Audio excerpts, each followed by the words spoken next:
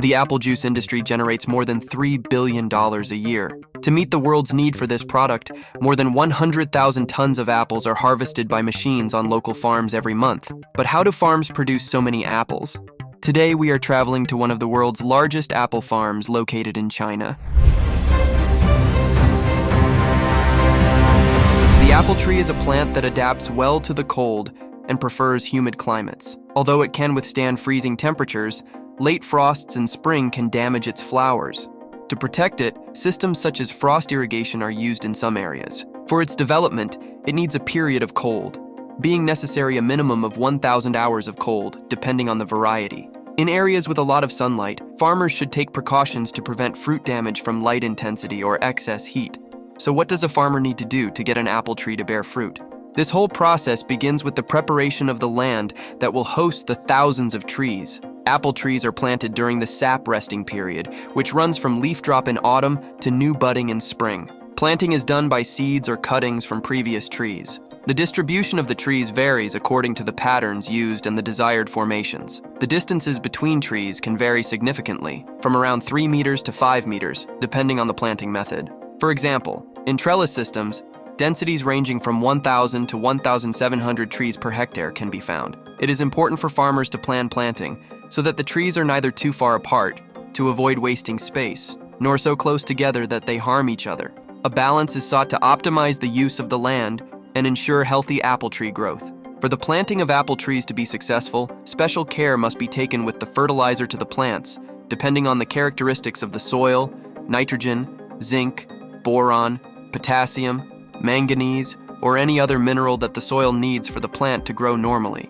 On the other hand, pruning is a fundamental practice in the care of fruit trees, with clear and beneficial objectives. Its purpose is to mold and correct the growth and fruiting habits of each variety, promoting the formation of a robust and balanced skeleton that can support the weight of the crops. In addition, it seeks to maximize production, encourage air circulation and light entering the center of the tree, and eliminate dead, diseased, or unproductive wood.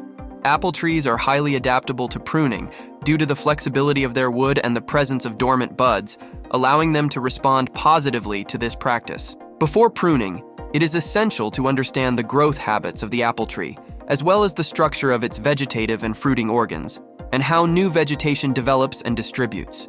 The most common forming systems include axis forms, both free and structured, such as the Italian fusetto. Also popular are trellis shapes, such as the palmette, or even in some areas, the drapeau of French origin. These pruning methods are key to maintaining the health and productivity of apple trees throughout their life cycle. The apples are mainly harvested between September and October, although some early varieties are harvested in July and August. The time of harvesting depends on the end use of the fruit.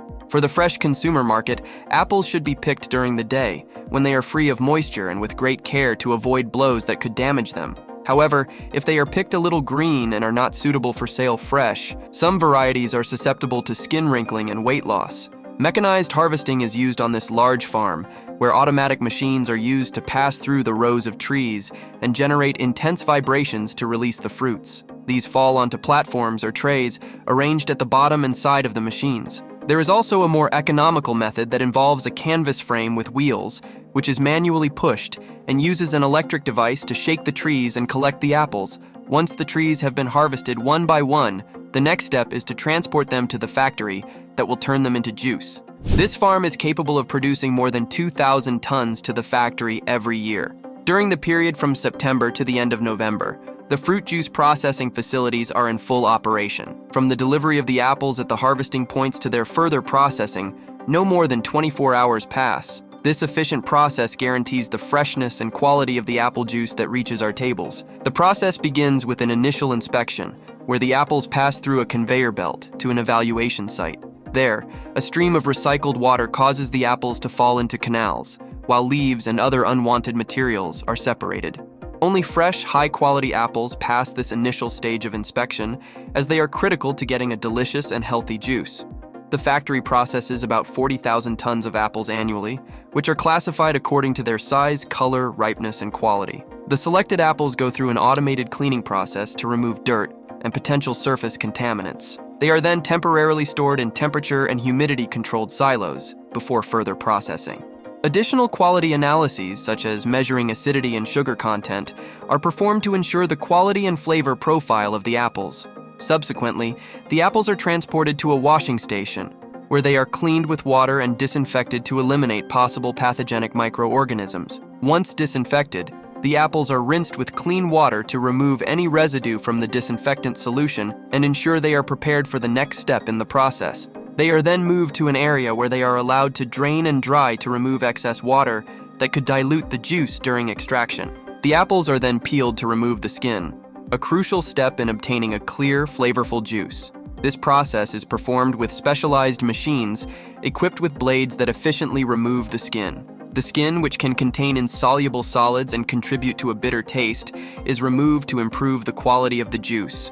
Once peeled, the apples are torn into small pieces in a crusher. This machine features a grinding plate and 28 serrated blades that cut the fruit into appropriately sized pieces. To soften the puree and prepare it for juice extraction, a natural enzyme called pectinase is added, which breaks down the cell structure of the apple and increases the yield of the juice. After crushing, the apple chunks are taken to mash tanks, where they remain for 60 to 90 minutes before being transported through long pipes, where their final destination will be tanks with huge recycling capacities. The applesauce is pumped into a hydraulic press, where it is filled with 9 tons of puree, and the juice is forced through filter handles. These handles retain the skins, seeds, and stems of the apples, allowing as much juice as possible to be extracted and solid particles to be effectively separated from the pulp. In the powerful presses, the liquid is squeezed out of the puree at high pressure to break the pulp cells and release the juice contained inside. The resulting juice,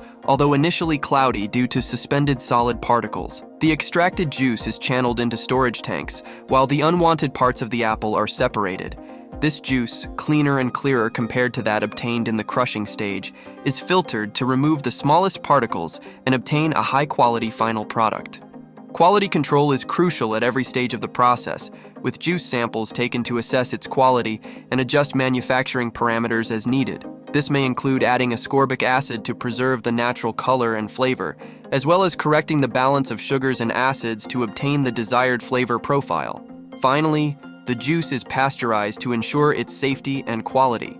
The apple juice is pumped into a heat exchanger. During this stage, the juice is gradually heated to a specific temperature. Temperature and heating time vary depending on regulations and manufacturer specifications. It should range from 75 to 90 degrees Celsius. Once the juice reaches the desired temperature, it is kept at that temperature for a set amount of time. This is known as the retention period, and its duration depends on the temperature used and food safety requirements. The goal is to ensure that all harmful microorganisms are eliminated. After the retention period, the apple juice is rapidly cooled to a safe temperature. Once the juice has been pasteurized and cooled, it is temporarily stored in refrigerated tanks to prevent contamination and ensure product quality. It then undergoes a homogenization process. This involves passing the juice through a machine that breaks down and mixes the added particles, ensuring an even distribution of the ingredients in the juice. The apple juice is now perfectly filtered.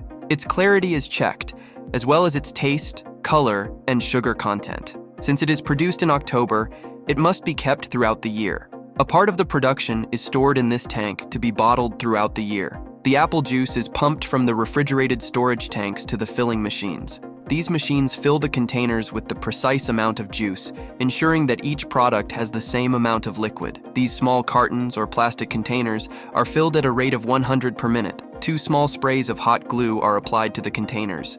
This secures the straws in the container. In another automated production line, apple juice bottles are filled with a little water and sealed tightly. 120 bottles of pasteurized juice are produced in this factory every minute. Once filled, they are sealed to preserve the freshness and quality of the juice during storage.